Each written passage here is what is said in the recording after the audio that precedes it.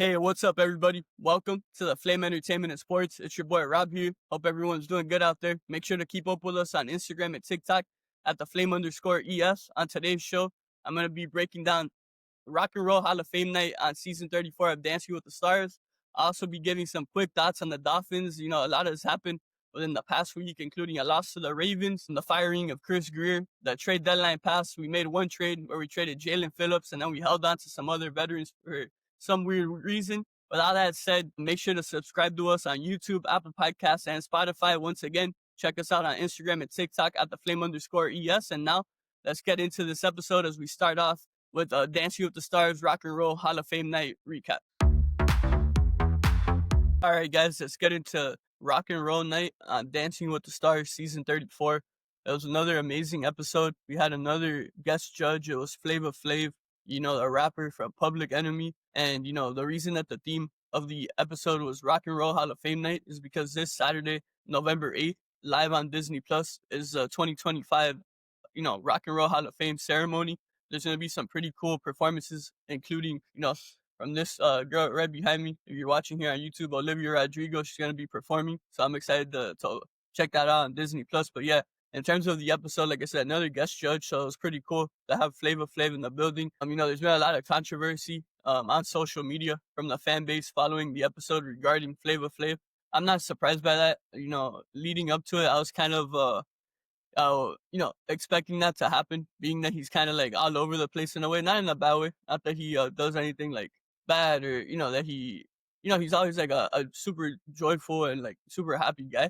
But in terms of him being a judge on the show, I know it'd be a little off, but at the end of the day, it is what it is. And, it was another great episode, and that's all we could ask for. With all that said, the night started off with a jive performed by Dylan and Daniella. This is a couple that I've been super high on because I see them each and every week getting better and better. I keep saying, I feel like it's been maybe 2 or 3 episodes in a row where I keep saying that I see flashes of Joey from last season when I watched Dylan dance here with Daniela. And yeah, this jive, how I described it, I put a powerhouse, confident routine.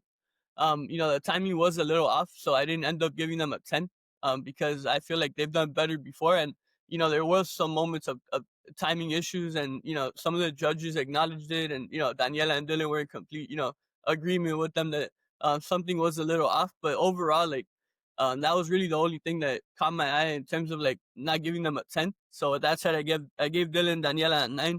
They received an 8, a 9, a 10, and a 9. So Dylan and Daniela finished with a 36 out of 40.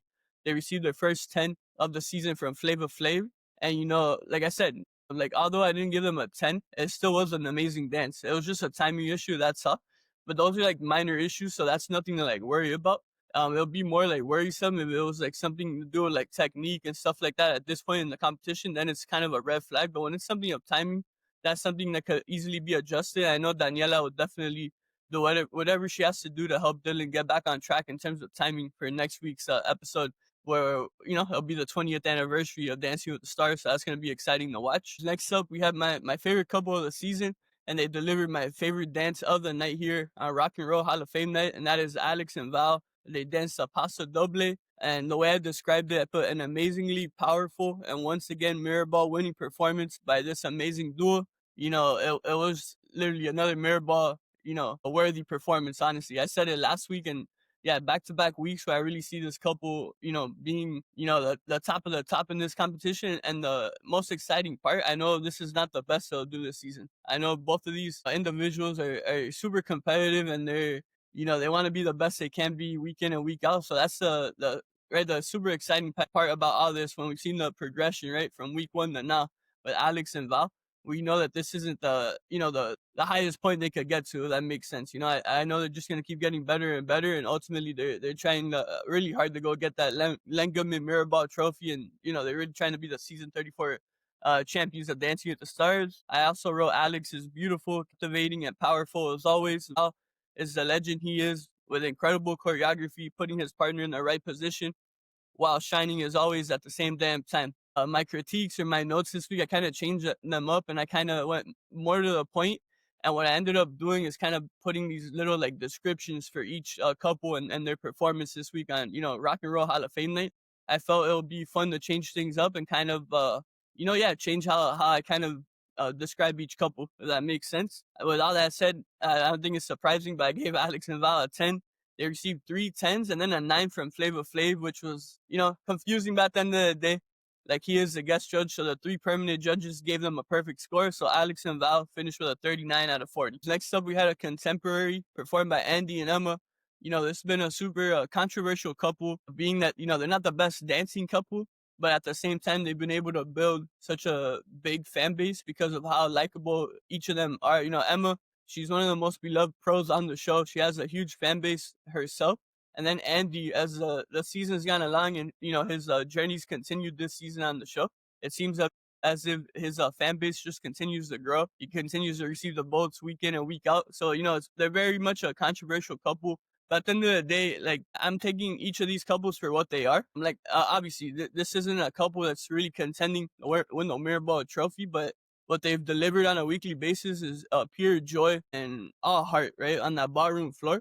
So, like, I kind of want to preach that, like, to appreciate each of these couples and individuals for what they are. Don't go overboard, and because a lot of people are on social media, like, going crazy, like, oh, who's voting for Andy? How can you vote for Andy? You're not taking this seriously. And it's like, at the end of the day, we all have our favorites. We all have our couples we root for, the couples we're voting for. And I think each individual, fan of the show should have the right to have their opinion to pick or vote whoever the heck they want to vote for. At the end of the day, that part I don't really understand. Like, I get it. Some people are just like frustrated. Maybe some of their favorites have gone home already and they're kind of taking it out. And and at the same time, like, for the people that are super hard or critiquing super high on the dance aspect, I totally understand it. I'm not trying to like shut down their opinions at all, but at the same time, like, just appreciate this couple for what they are. But with that said, the way I described their contemporary on Rock and Roll Hall of Fame night, heartfelt as always, and I put love seeing Andy's emotional side. I thought that was really cool. I feel like Andy, obviously, we all know he's funny, and a lot of times some of these like comedians or comedic actors, they kind of cover up their true emotions and stuff by saying jokes and just like trying to be funny.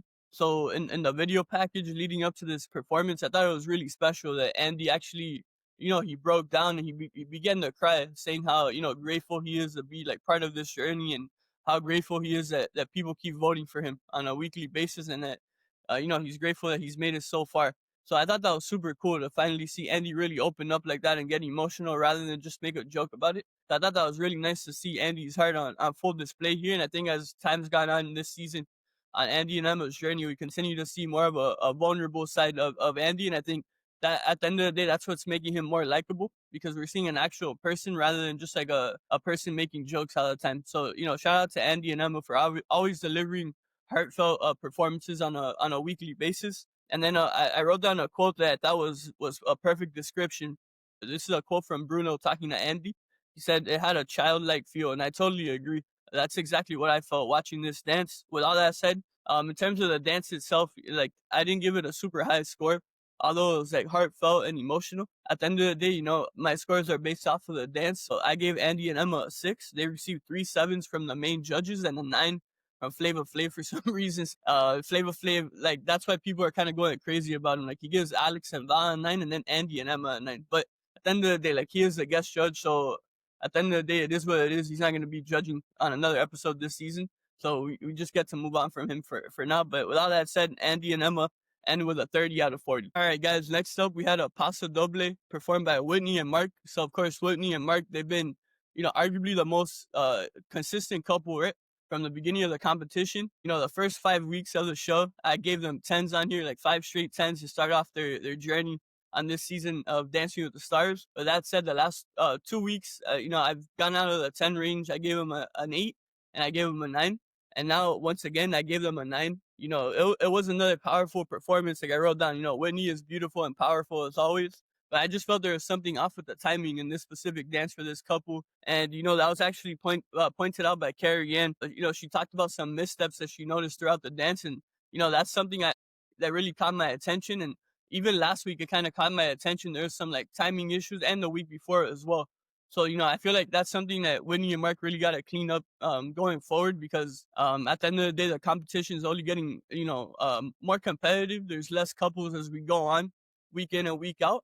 So I really think they need to nail down the timing issue. But besides the timing, I mean, it was another amazing performance as always. Great choreography by Mark as always. And like I said already, Whitney, always beautiful to watch. She always does a great job performing out there. Her movements are always like beautiful to see. So she always does a great job. But yeah, the timing is the one thing that I want to see this couple work on going forward. But I think Mark, obviously, he's a legend. He's a pro. He's one of the all-time greats, right, in the history of the show. I think he'll get himself and Whitney back on track next week for the 20th anniversary episode of the show. But all that said, because of the missed timing, I gave Whitney and Mark a 9. They received a 9 from Carrie Ann and 10s from the 3 other judges. So Whitney and Mark finished with a 39 out of 40. All right, guys. Next up, we had a contemporary performed by Danielle and Pasha, one of my favorite, couples this season. I'm a big Danielle fan, and I've always been a big Pasha fan. Going back to his short time on the show, like he's just had some really cool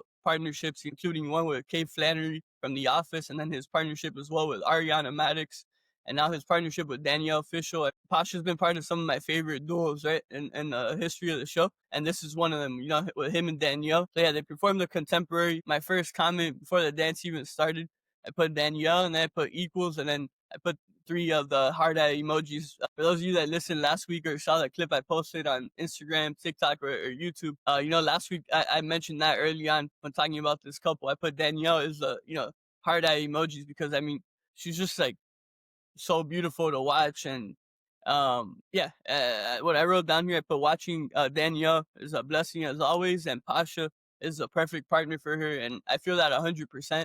I just feel the chemistry they showed from the get-go, the strong connection and friendship that they have on and off the ballroom floor speaks volumes to the type of bond they've been able to build on this show. And when you hear Danielle talk about her partner in Pasha on her podcast, Danielle with the stars, you could tell how close they are. She even talks about, how close she is with Daniella, who of course is, Pasha's wife, and how close and how much their daughter Nikita loves her as well. I think it's really cool to hear about the bond they've been able to form this season on the show.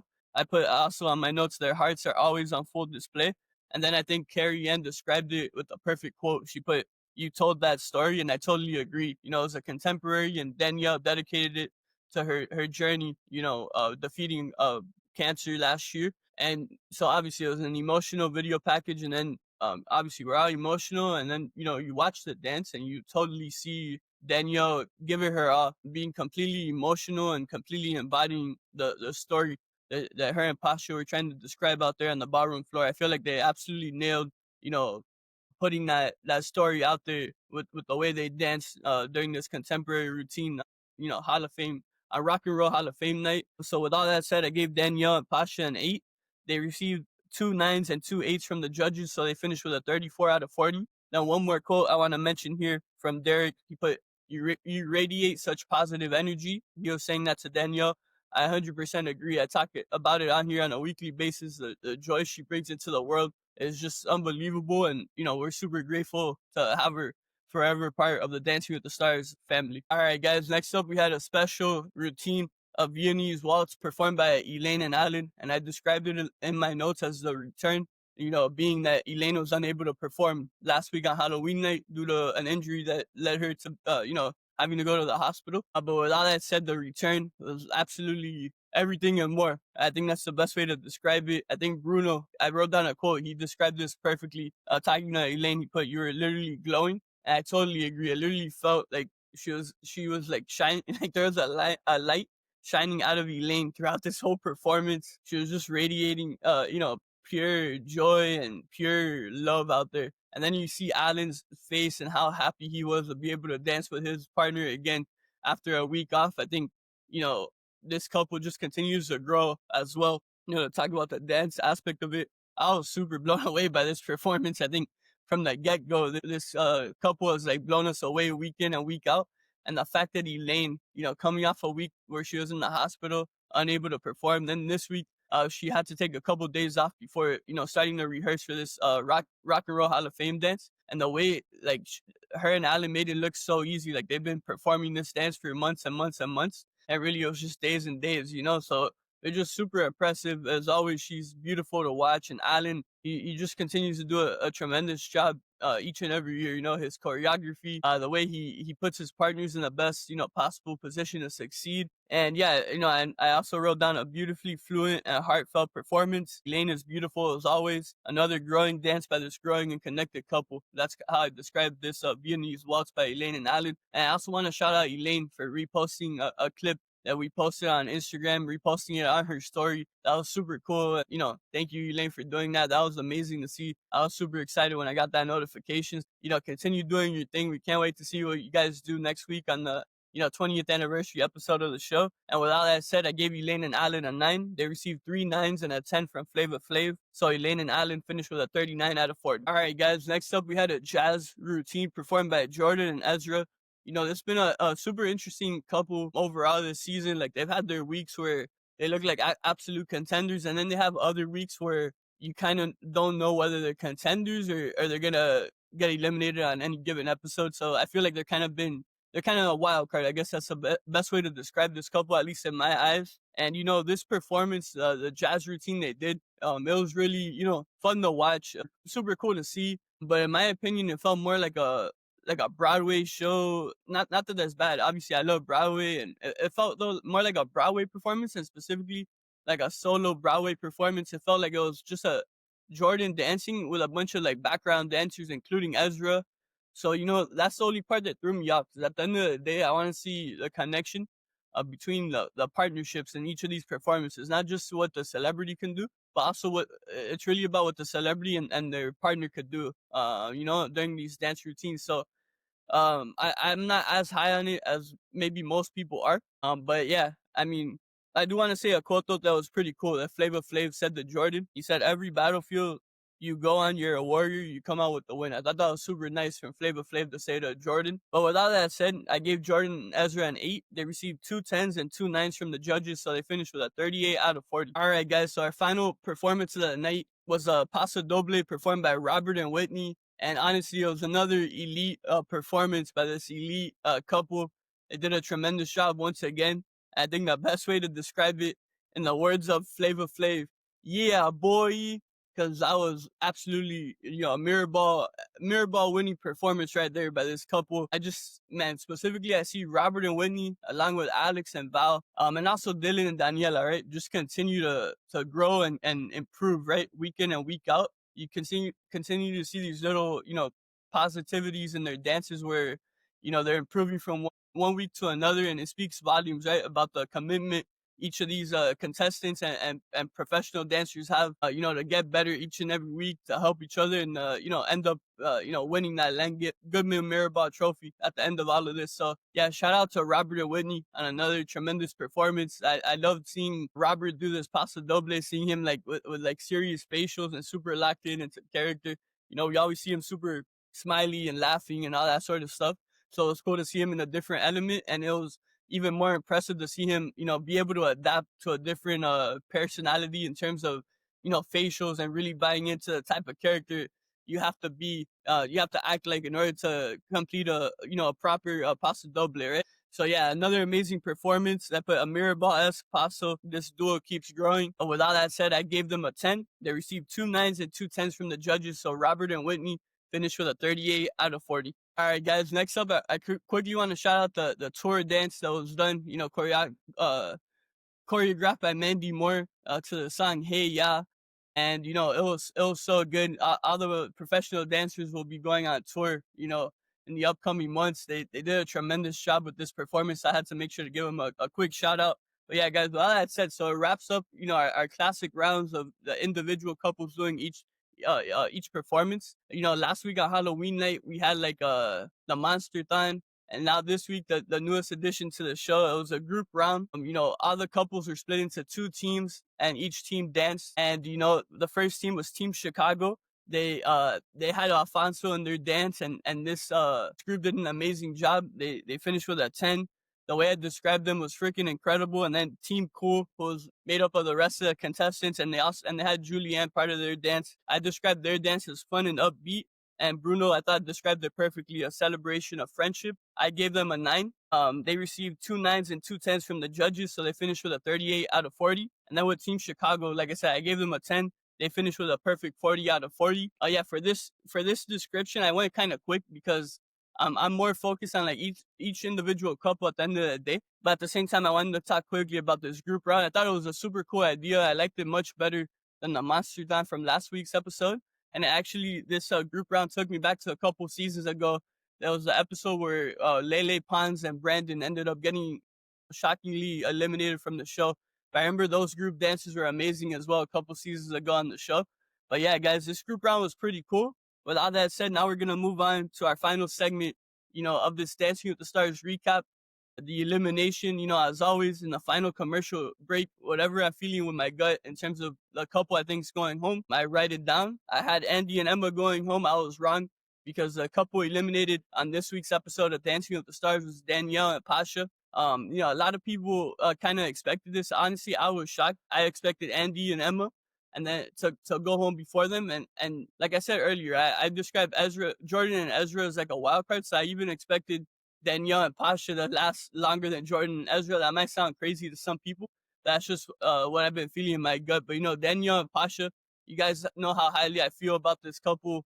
I've talked about them on a weekly basis, how much I enjoy watching them perform on the ballroom floor. And, it was an absolute joy to be able to watch Danielle and Pasha this season on the show. I can't wait to see going forward, what Pasha does, on season 35 and beyond. And of course, Danielle, I'll be following her and all her podcasting adventures and TV directing adventures as well.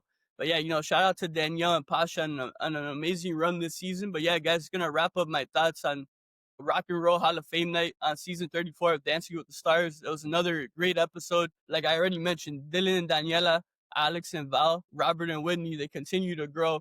And then, of course, we still have Whitney and Mark, who they've been in lead from the get-go. But like I said, in recent weeks, we don't see that same dominating fashion. And it could be because these other couples around them are clearly getting better. So perhaps they're reaching that same level that Whitney and Mark have been at from the get-go. So it's going to be super interesting going forward. I've said it multiple times, but this is definitely one of the most competitive seasons, right, in the history of the show.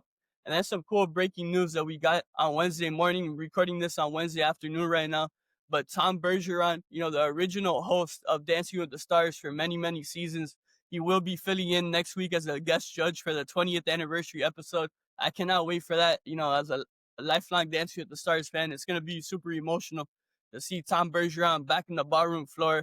He was such an amazing host for this show for so many years. And I know there's going to be a lot of, tears and happy hearts watching that episode next week on Tuesday night on ABC and Disney Plus at 8/7 Central. Cannot wait for that 20th anniversary episode.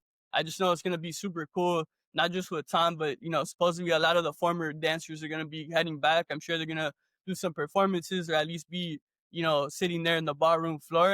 And then at the same time, we have this amazing competitive season of the show going on while celebrating such an important milestone, 20th anniversary of the show. So, shout out once again to everyone at Dancing with the Stars. Another great episode. Can't wait for next week. If you're watching here on YouTube and you want to give us your thoughts on this on Rock and Roll Hall of Fame night, or if you want to give anything you're looking forward to for the 20th anniversary episode, make sure to comment your thoughts down here below. You could also give us your thoughts on Instagram and TikTok at @theflame_ES. But yeah, guys, hope you guys enjoyed this Dancing with the Stars recap. All right, guys, so now quickly in the sports world, it's not going to be super long. I'm going to be giving some quick thoughts on the Dolphins. There's been a lot of news since the last episode we had on here on the podcast. So last Thursday night, after a big-time win in Atlanta, the Dolphins ended up getting spanked at home on Thursday Night Football by the Baltimore Ravens, 28-6. So the Dolphins fall to 2-7 on the season. Then the following day on Friday, the Dolphins fired longtime general manager Chris Grier. Then ever since then, we had the NFL trade deadline happen on Tuesday, November 4th at 4 p.m. Eastern time. On Monday, the 3rd, the Dolphins traded away pass rusher Jaelan Phillips to the Philadelphia Eagles in exchange for a 3rd-round pick. With all that said, there was also a lot of talk that, the Dolphins were expected to move on from some other guys, including Bradley Chubb and potentially Minkah Fitzpatrick, maybe even Jalen Waddle. With all that said, the Dolphins just ended up making one trade. It was a Phillips trade to Philly. So I'll give quick thoughts on that, on the trade overall. In terms of trading Phillips, I'm not against that at all, because at the end of the day, as talented as he is and as young as he is still, he's coming off of 2 major knee injuries. He hasn't been productive at all this season. And at the end of the day, even if you kept him, you're not really winning anything now or anytime soon. So there's not really any point of keeping him. And also his contract expires after the season ends. So I don't think you really want to commit long-term money to a guy who's coming off of 2 knee injuries, and especially when you're trying to do a full rebuild. And then, in terms of getting the 3rd-round pick, I think that's great value actually for a guy who hasn't produced this season and a guy coming off of knee injuries. The one thing that some people have pointed out, which I understand, it seems as if the reason the Dolphins were able to get a 3rd-round pick is because they're paying for the majority of Phillips' salary for the rest of the year. So that's the one downfall. Like, we're paying, I believe, for $5.5 million of his salary for the rest of the season, while Philadelphia's paying, I believe, around $1 million. But at the end of the day, at least we got a pick in return for Phillips. And then in terms of Philadelphia landing him, I think it's a great move by Philadelphia. It's literally low risk, high reward for them. They already have tremendous pass rushers, so they're not expecting Jaelan to be a every down dominating like sack artist at the end of the day. They're gonna ease him in, and at the end of the day, their goal is to win a Super Bowl over there. So I'm sure they're gonna do all they can and make sure he's healthy for that playoff run in a couple months. And also, I think it's gonna be better for him because he's going to be playing alongside the most talent he's ever played with in his career. He's going to be part of a winning organization. And their defensive coordinator was our coordinator 2 years ago, Vic Fangio. So Phillips and Fangio already know how they work and how each other works. And, Phillips, he knows the type of system that Fangio runs. So it's not going to take as much adjusting as it would to a newcomer who's never played under Fangio. So those are some quick thoughts on the Phillips trade. And then in terms of not trading Chubb and Fitzpatrick and Waddle and some other guys, I think it's a complete failure by the Dolphins. But I do want to say a lot of people are blaming our interim GM. I think that's completely insane. That should not be happening. This interim GM got the job on Friday. The trade deadline was a couple of days later on Tuesday. What do you expect him to do? If you want to blame anyone, you blame the owner, Stephen Ross, at the end of the day. But the fact that we kept Bradley Chubb, he's in his 30s. Next year, he'll be getting around $21 million, and he'll be a $30 million hit, like dead cap hit on our cap space or whatever. I think I described it right. I might have said some words off there, but basically it's a aging player coming off of a big time knee injury, and he's getting paid a crap load of money. I think that's a better way to describe it. And then you just decide to keep him for some reason. I completely don't understand that at all. And at the same time, you had other assets that you could have used to get more draft capital in for a potential new, general manager and head coach, in the off season. Minkah Fitzpatrick's another guy. He's 29 years old. He's a hell of a player. At the end of the day, you're not winning anything anytime soon. So what's the point of keeping him? And then also Jalen Waddle. Like, don't get me wrong, Waddle's super talented. He's had moments in his career. Unfortunately, the last couple of seasons, I've been very much down on him because I don't think he's lived up to that high price point that we've been paying him at. And I really do feel a team would have been willing to give some sort of late 1st-round pick at the minimum. But then it reportedly came out from Ian Rappaport of the NFL Network that the Dolphins not only wanted a 1st-round pick, but even more picks and in return for Waddle. So that one was also confusing to me, especially that's another guy who's, had multiple injuries in his career. And another thing about Chubb I didn't mention, we're very much lucky that Chubb's been able to stay fully healthy. But there's no guarantee that he'll be healthy for the rest of the season. I know a lot of people are like, oh, we can move him in the offseason, but there's no guarantee that he's going to be healthy. And also, he hasn't been productive at all. So we would need him to all of a sudden go back to like his prime self for the rest of this season for him to have actual trade value in the offseason. So yeah, ultimately, those are some quick thoughts on the Dolphins. Going forward, I'll give more thoughts on them. But for now, that's kind of all I have. This week, the Dolphins are set to host Buffalo on Sunday here at home at Hard Rock Stadium, 1 o'clock Eastern time. We'll see what happens there. But yeah, guys, those are my thoughts on what's gone on within the past week with the Dolphins. All right, guys, thank you so much for tuning in to this episode of the Flame Entertainment and Sports. Hope you guys enjoyed hearing my thoughts on Dancing with the Stars and on the Dolphins as well. If you guys want to share your thoughts on any of these topics we covered today and you're watching here on YouTube, make sure to comment down here below. And now you could also reach out to us via Instagram and TikTok at @theflame_ES. Make sure to follow us on there as well. And please, again, make sure to subscribe on YouTube, Apple Podcasts, Spotify, or wherever you get your podcasts. Stay tuned for more content coming your way. Until next time, everyone, fins up and take care.